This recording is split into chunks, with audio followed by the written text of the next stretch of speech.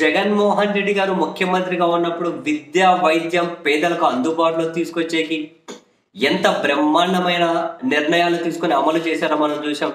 అంతేకాదు ప్రతి జిల్లాకు కూడా ప్రభుత్వ ఆధ్వర్యంలో ఒక సూపర్ స్పెషాలిటీ ఆసుపత్రి ఉండాలి అని చెప్పి 8,000 కోట్ల రూపాయలకు పైగా ఇన్వెస్ట్మెంట్తో 17 మెడికల్ కాలేజీలు నిర్మాణం చేయాలని చెప్పి నిర్ణయం తీసుకున్నారు.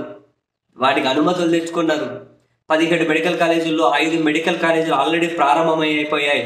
750 అడ్మిషన్లతో అవి రన్ అవుతూ ఉన్నాయి. ఈ సంవత్సరం మరో 5 మెడికల్ కాలేజీలు ప్రారంభం కావాల్సి ఉండే, కానీ చంద్రబాబు నాయుడు గారి సర్కార్ వాటిని ప్రైవేట్ పరం చేయాలి అని నిర్ణయం తీసుకుంటూ ఉంది. కాబట్టి ఆ దిశగా వాళ్ళు ఆలోచిస్తూ ఉన్నారని చెప్పి వాళ్ళే చెబుతూ ఉన్నారు. కాబట్టి ఇక ఈ సంవత్సరం ఒకవేళ పర్మిషన్ కానీ తెచ్చుకోవాలి, వాటికి కావాల్సిన ఏర్పాట్లు కానీ చేయలే, ఎంతమంది విద్యార్థులకు నష్టం. అంతేనా? ఇప్పుడు ఇంకో నిర్ణయం తీసుకున్నారట. ఆదోనిలోను పెనుగొండలోను, కర్నూలు జిల్లా ఆదోని, ఉమ్మడి అనంతపురం జిల్లా, ప్రస్తుతం సత్యసాయి జిల్లా, పెనుగొండలోను నిర్మాణం జరుగుతున్నటువంటి మెడికల్ కాలేజీలు ఏమున్నాయో ఆ మెడికల్ కాలేజీలో నిర్మాణాలు ఉన్న పలంగా ఆపేయమని చెప్పి ఉత్తర్వులు ఇచ్చారట. అవి పండగ చేసుకోండి. ఎందుకంటే పేదోళ్ళకి ఏదైనా అందుబాటులో ఉంది అని అంటే మరి చాలా మందికి కళ్ళు కుడితే వాళ్ళు ఒప్పుకోవాలి, మనసు ఒప్పుకోవట్లేదు కదా. అటువంటి వాళ్ళందరినీ కనుక సాటిస్ఫై చేసే వార్త పండగ చేసుకోండి. ప్రభుత్వం పెట్టుబడి పెట్టి ప్రభుత్వ ఆధీనంలో మల్టీ స్పెషాలిటీ ఆసుపత్రులు ఉంటే ప్రతి ఒక్కరికి కూడా వైద్యం అందుతుంది, ఫ్రీగా అందుతుంది. కానీ ప్రైవేట్ వాళ్ళకి ఇస్తే మీ రక్తంగా దాగిపడి దొక్కుతారు అడిగి పోతే. కానీ అదే జనానికి ఇష్టం అంటున్నారు. మనం చేసేది ఏముంది? ఇప్పుడు పెనుగొండ ఆదోనిలో ఏకంగా మెడికల్ కాలేజీల నిర్మాణంగా ఆపేయమని చెప్పి ఉత్తర్వులు ఇచ్చారట. ఎందుకంటే ప్రైవేట్ పరం చేయాలనుకుంటున్నారు కాబట్టి మనం ఎందుకు రూపాయి ఇన్వెస్ట్ చేయడం, ఆ రూపాయి ఏదైనా ఒకటిపై అమరావతిలో ఇన్వెస్ట్ చేద్దామని చెప్పి వాళ్ళు అనుకుంటారు కదా.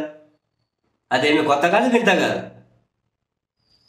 అయిపోయి ప్రభుత్వ ఆసుపత్రులు కూడా ప్రైవేట్ పద్ధతులు నడిపే ఆలోచన చేస్తూ ఉన్నారు. ఇంక మనం ఏం మాట్లాడుకుందాం?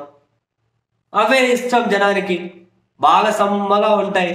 వాటిని పాలాభిషేకాలు చేయండి. ఇప్పుడు ఇంకా ప్రైవేట్ మెడికల్ కాలేజీ, ప్రభుత్వ మెడికల్ కాలేజీలు ప్రైవేట్కి ఇచ్చిన, ప్రభుత్వ ఆసుపత్రులు ప్రైవేట్కి ఇచ్చే విధంగా ముందుకెళ్ళిన, ప్రభుత్వ మెడికల్ కాలేజీల నిర్మాణాలు ఆపేయమని ఉత్తర్వులు ఇచ్చిన పాలాభిషేకాలు చేయండి.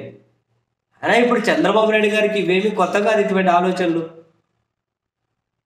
చంద్రబాబు నాయుడు గారు 14 సంవత్సరాల దగ్గర ముఖ్యమంత్రి ఉన్నారు కదా.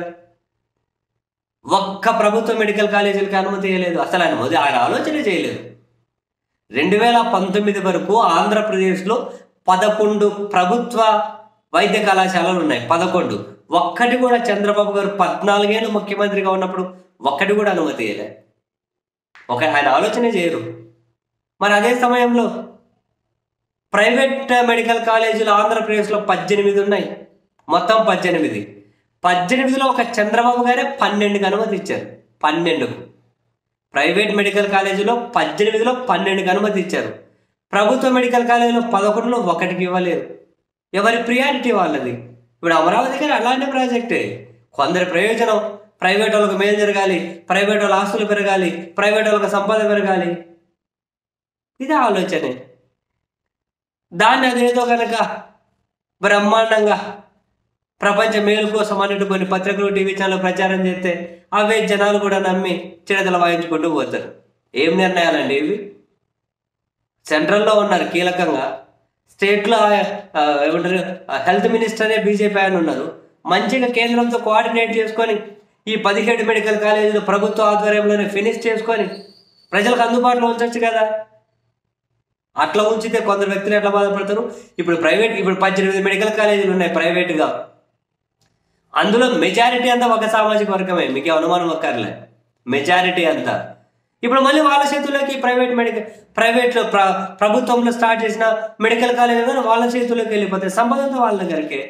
మీరు నేను చెక్క ఆడుకుంటూ ఉండాలి అంతే. అంతమించి మిగిలిన ఏముంటుంది? సంపద అంతా కొందరి చేతుల్లోకే పోతుంది. విద్య వాళ్ళ చేతుల్లోనే ఉంది, వైద్యం వాళ్ళ చేతుల్లోకే పోతుంది. మీరు నేను ఏం చేయాలి? అంతే, ఒకటి కొట్టి తిట్టుకుంటూ ఉండాలి. జనాల అమాయకత్వం, జనాల ఎల్లిపప్పతనమే కొందరికి పెట్టుబడి. పండగ చేసుకోండి.